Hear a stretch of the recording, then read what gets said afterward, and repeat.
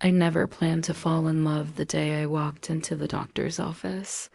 In fact, I could barely stand upright. The world felt blurry, my throat burned, and every breath rattled like my lungs were full of gravel. All I wanted was medicine, rest, and maybe a warm blanket. Love was the last thing on my mind. But then she walked in. Dr. Aria Monroe white coat perfectly pressed, dark hair loosely tied back, eyes warm enough to melt fever. She had the kind of presence that softened the walls around your heart without warning. When she stepped into the room, the air shifted, and for a moment, I forgot I was sick at all. "You look like you're having a rough morning," she said gently, touching my wrist to check my pulse. Her fingers were warm, steady, grounding. "It's been a day," I whispered, my voice hoarse. Aria smiled soft, careful, as if she didn't want to overwhelm me more than the fever already had. "Well, you're safe here. Let's take care of you." Her kindness wasn't clinical. It wasn't forced. It felt personal, even though I kept telling myself she was just doing her job. But when her hand brushed my arm again, lingering just a little too long, I felt something flutter where the fever couldn't reach. She listened to my breathing with her stethoscope, leaning close enough that I could feel the faint scent of jasmine clinging to her. Her hair brushed my cheek, just for a second, and lightning shimmered down my spine.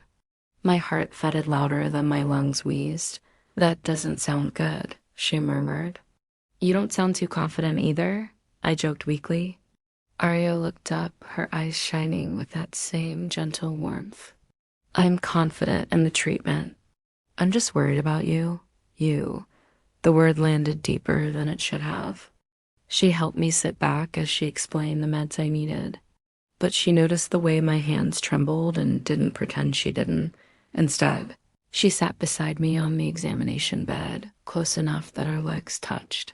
"Hey," she said quietly. "You're okay. I've got you." My throat tightened, not from illness, but from how safe she made me feel. Before I knew it, tears slipped down my cheeks. Fever made people emotional, sure, but this was something else. It was the relief of being seen, of being cared for, of being held by someone who didn't have to hold me. Without hesitation, Aria reached out and brushed her thumb under my eye. "You don't have to apologize for being human." Her touch was tender enough to shatter me. When the appointment ended, I thought that would be it. A fleeting moment. A warm doctor I'd never see again except for follow-ups. But Aria surprised me. She walked me out to the waiting area herself. "Text the clinic if you feel worse." And she hesitated, biting her lip for a moment before slipping a small card into my hand. "This is my personal number, just in case you need help tonight." I stared at it, stunned. Are doctors allowed to do that? She leaned closer, voice low. "Probably not. But I don't want you to be alone." That night, fever burning through me, I texted her. "I don't feel worse, but I can't sleep." Her reply came instantly. "Do you want me to come check on you?" 20 minutes later, she stood at my door, hair slightly messy, eyes filled with worry. She checked my temperature again, helped me drink water, tucked me into my couch with a blanket she'd brought from her car. "You don't have to take care of me like this," I whispered. "I know." She brushed my hair back gently. "But I want to." Our eyes held slow, warm, certain. "I shouldn't fall for my doctor," I breathed. Aria smiled softly. "Then don't fall for your doctor. Fall for me." Before I could think, she leaned down, her lips brushing mine slow, careful, full of emotion neither of us could hide anymore. The kiss was warm despite my fever, gentle but full of a promise neither of us dared say out loud.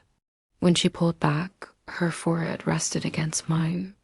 "I think I loved you the moment you walked into my office," she whispered.